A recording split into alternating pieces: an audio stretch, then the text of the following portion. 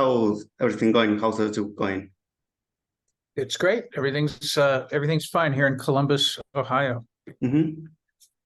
I wonder if Yeah. after all these years, have you ever been burned out of touring? You get tired physically, but not Hmm. emotionally. I mean, it is such a privilege to get to do this at all. Hmm. And the performance is always great. Every time. Being on stage has not lost any of its joy. It's just the traveling to the stage that gets kind of tiresome. But hey, I know what I was getting into when I started. So yeah, I'm totally fine with it. It's great. It's a luxury to be able to play for people. Hmm. About that playing for people, Bad Religion has such a vast catalog of songs. How do you choose the set list right now? It's funny. Well, we try to keep it interesting by changing it a lot. And Hmm. when we're on a tour, we won't play the same songs every night. Hmm. Um, that makes it interesting. I think there's a the only thing we're limited by is that there are certain songs we must play. You just have to. I Yeah. mean, otherwise, it's really not fair. You know, someone who's seen us maybe 30 times uh, might not need to hear American Jesus, but Hmm. you kind of got to put American Jesus. Um, and so what you have is certain songs you must play, and then also there's a limit to how much time you can be on stage because Hmm. there's such a thing as too much punk rock. And we've over the years managed to figure out that a little over an hour is just the right amount of punk Hmm. rock.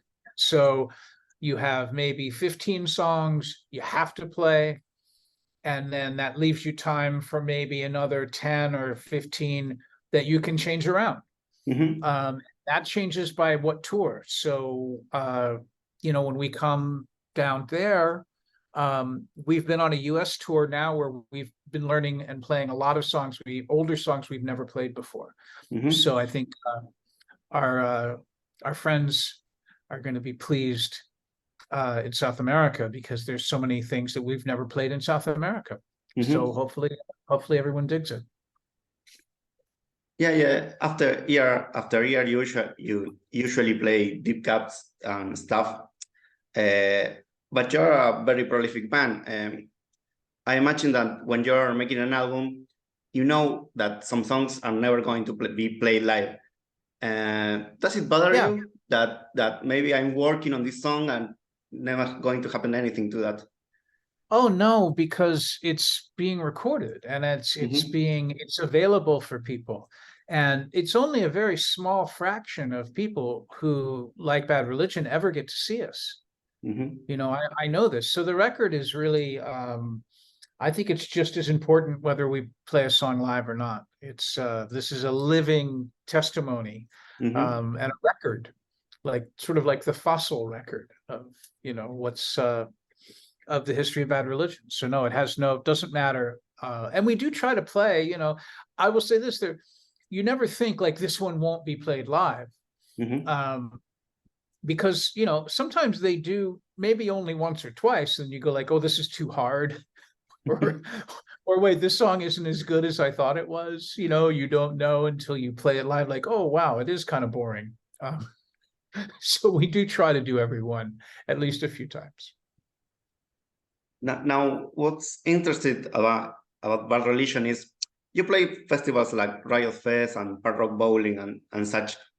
But I think that the in punk rock, Bad Religion is the band that managed to escape nostalgia the most. Yeah. Um, the, was this a deliberate thing? It just happened. What's I your don't take on know. I that? mean, there is some sense is that we try not to play too many of these, remember the good old days Hmm. kind of things.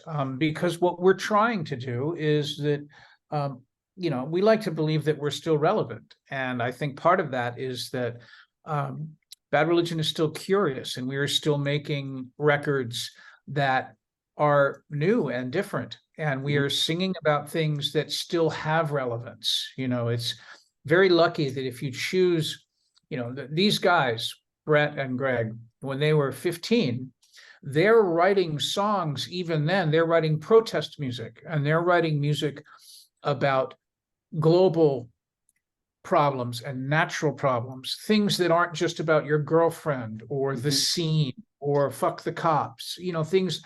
They were, even as very young men, they were writing about these larger ideas. And so when we play now a song that's 40 years old, it still makes sense. And I think that's part of why it still works for us, because even though we continue to make this new material, the old stuff isn't stale. It's not dated, because it's about bigger ideas. Yeah, and I think that musically, the band never sounds old. I mean, it's strange, but for my generation, the classic albums of Bad Religion are The Empire Strikes First or The Process of Belief. And it's not very normal that a band had that classic albums such years after years of playing, right? And maybe for someone who is 20 years old, True North is their classic. Yeah. I don't know. I can't think it's of just any the other songs, band, man.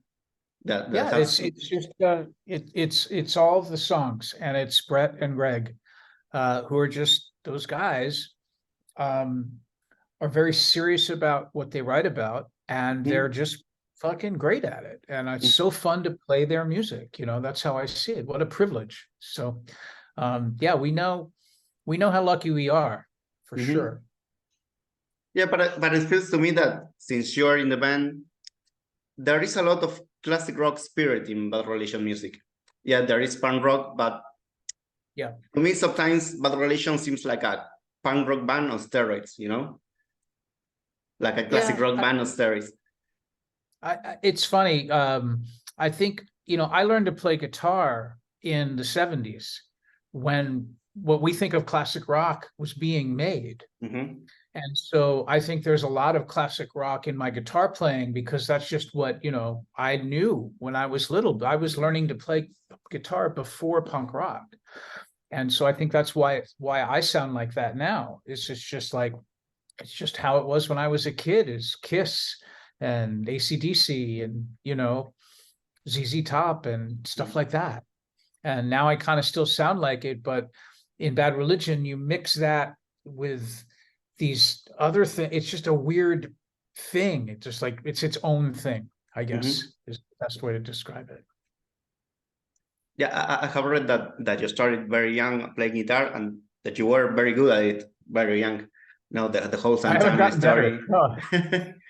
No, but I wonder, at the beginning, punk rock was a tool for people who weren't very good with their instruments, but you were. So I wonder, what was the thing that made you love punk rock, and when you met you a punk rock musician? Well, I think it's, when I discovered punk rock, I was just a baby. I was 15, and it was in Washington, D.C., and it was like me and my friends, some friends of mine were ahead of me and had found it maybe months before me. And it was just this, I can't say enough about it. It was just so different and so aggressive and interesting. And it was such a rebellion against my parents' music. It just sounded, the songs were about things that mattered to people, and they were about people's lives in a way that wasn't, just like where the party is, or a girl or a man, or, somebody who wants to be famous, and just all of these kind of vapid rock and roll things. Punk rock was just so new and explosive. And I just was lucky enough, like, there were bands forming all over, like everyone was making a band. And the band I wound up in was Minor Threat. I mean, that's just kind of how it happened. Like, no one thought it was special or different than any of the other bands. All my friends were in bands. And we just, just like the scenes are now, I'm sure right now in Buenos Aires, there's little bands who are playing at parties and at people's houses. They have kids, and nobody knows who's going to be the next Turnstile.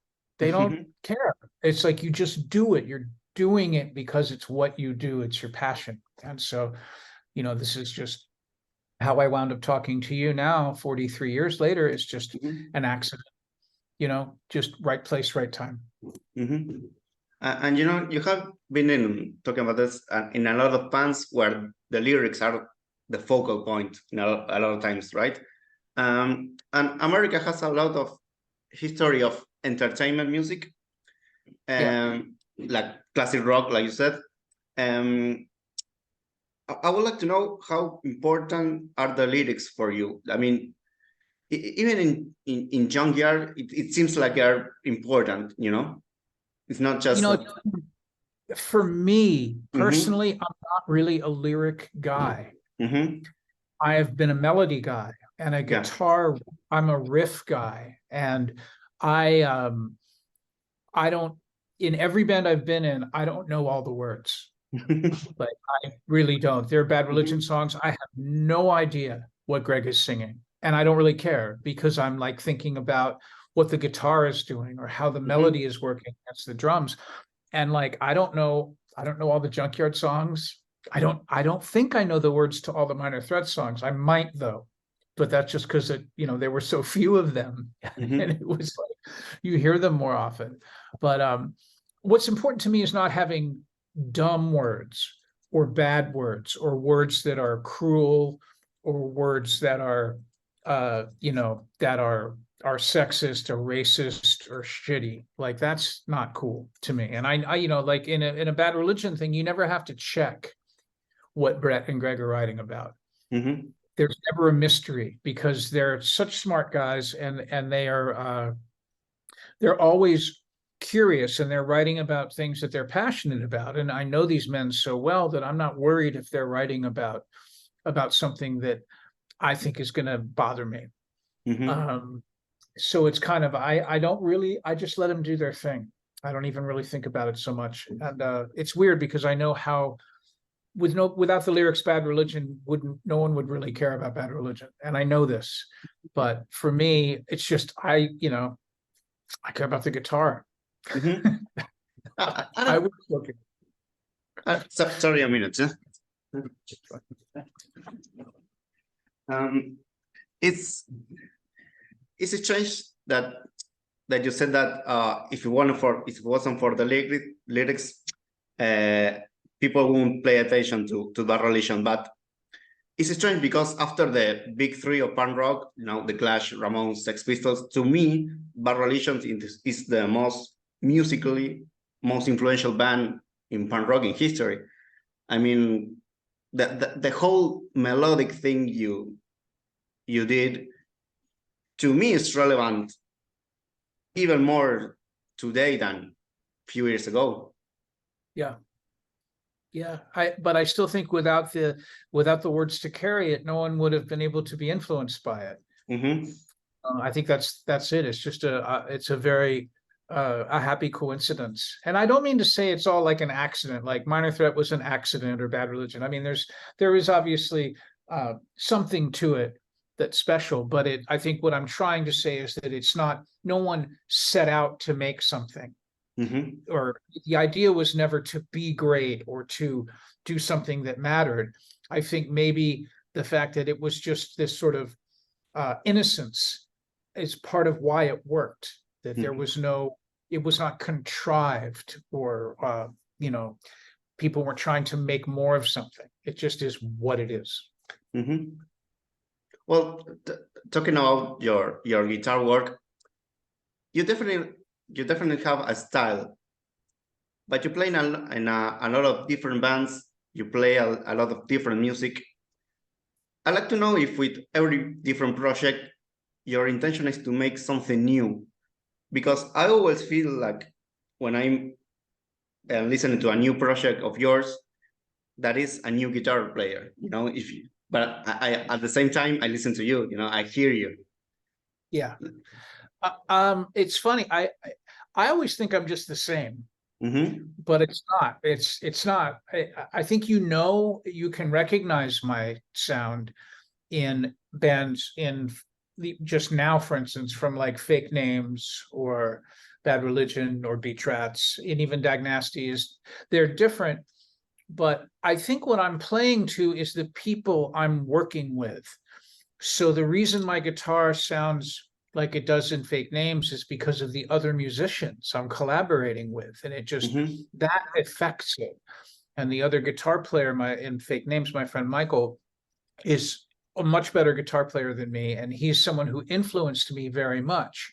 So when I play with him, I'm trying to support, I don't know, I feel like I'm trying to support his vision.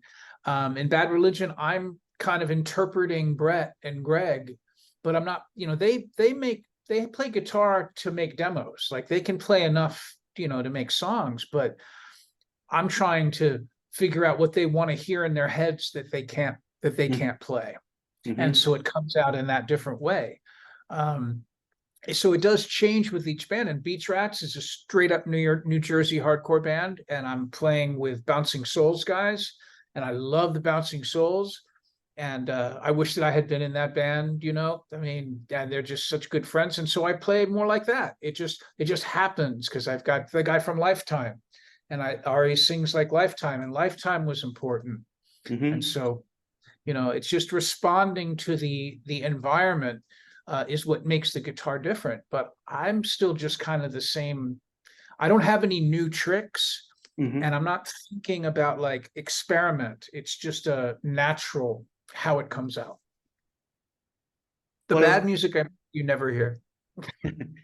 Well, I really love what you're doing with Fake Names. It's such a cool breath of fresh air. These kind of bands, the so-called supergroups, never turn out to be this good. And Fake Names feels like a new band wanting to make great things. Yeah, well, we do, and it is a new band in that sense. It's it's a band we always wanted to do, but then we met Dennis. So it's the guys I went to high school with, like Johnny and Michael especially, and now Brendan, who's been in the band for a while. And we were all kids together in punk rock, but we liked all different kinds of music, and music that sounds kind of like Fake Names. But then Dennis, who comes from, who's younger than us and is obviously from Sweden and has his whole other thing with Refused, he brought this new crazy thing in. Like there's this weird mix, and it's because of him that I think it works or makes it interesting, because he's a communist, and he's singing about revolution and all of this really powerful shit, but we're not changing the music to sound like that. We're just like, Dennis does what Dennis does, we do what we do, and it becomes this new thing. And it does sound new to me. I mean, it's exciting to be part of it. And I think it just works because of the people. It goes all the way back to what I said before. It's like, it's not an accident, but it is because of not trying to force an expectation, or like, just let things happen. And sometimes they're good. And so, I was kind of kidding. Like, I've done stuff that just wasn't good, but we don't know about it because nobody cared. Like, I'd make a record with friends and no one wanted to put it out, and it'd be like, oh, you know what? It's just not the right one. It just didn't do it. And so you go, okay, and you keep going. You try something else. I mean, that's what life's about, Yeah, and I think that you treat Fake Names like a proper band. It's not a side project, it's not a one-off thing. It's a band that when you can, you tour, you make records. And I wonder how you manage to make time for everything, because you play sometimes with Dag Nasty too, you play with other bands. Well, it's pretty easy. It's Bad Religion first, everybody else second. And then because I have so many of these other ones, it's who's doing something. Like, Bad Religion's first, then I have time. But, Dennis is doing Refused, so, okay, well, I can't do that. Then it looks like Fake Names. It looks like maybe Beach Rats has some time. I mean, it's just really about who can do what when, because I love to play, and I can't be home for too long. You know, if I'm home for more than a couple of months, I'm like, what am I doing here? You know, it's like, I mean, it's just, I've been this way my whole life. So you just try to fit it in. And, you know, I had some fake names. Actually, I was just touring with fake names last month in the States. And we're going to do some stuff next year. We're actually working on that right now, what to do. And I was talking to Beach Rats about shows. I'm coming home from the US tour in 10 days. And in November, before I go to South America, we're like, okay, well, let's do some Beach Rat shows. And so we're talking, we're going to see what we can do, maybe go to New York or do some stuff like that. So it's just, you know, you just do it as it comes. And finally, talking about the relation, do you know what the future holds for that relation? Is there a prospect for a new album? I'm sorry, could you say it again? My wife just texted me and I was paying attention to her. No, it's okay. How you stay married. To finally to talk about what's the future plans for that relation. Is there a new record on the way? Yeah, there is, but it's a long way. It's we have Brett and Greg have started to write songs, which is cool. And but it's, you know, these guys, it's so funny. It's like it just happens naturally. And as soon as it's almost like a competition, like as soon as each guy's got 3 or 4 really good songs, then all of a sudden it's like boom, boom, boom, boom. And they're like kind of fighting each other. Like, I'll show you. No, wait, I've got this one. And that's when we get a huge batch of songs to record. So right now they're kind of just at that feeling out phase. Like, you know, they've just got a couple each, but it's gonna, you know, there's always going to be a new Bad Religion record because there's always stuff to write about. I mean, it speaks to what we discussed earlier. There's always something new that you just can't fucking believe that's happening that you need to talk about. And I look forward to it. So hopefully, you know, we're going to start it when we can. I mean, that's the luxury of having a catalog, is that we don't need a new record to tour, but we need a new record because that's the expression. Like, we need to make it for ourselves, not just to, you know, have some sort of product. Like, that's doesn't fucking, who cares? That's not important. So I look forward to making a new record as soon as these guys have enough ammunition.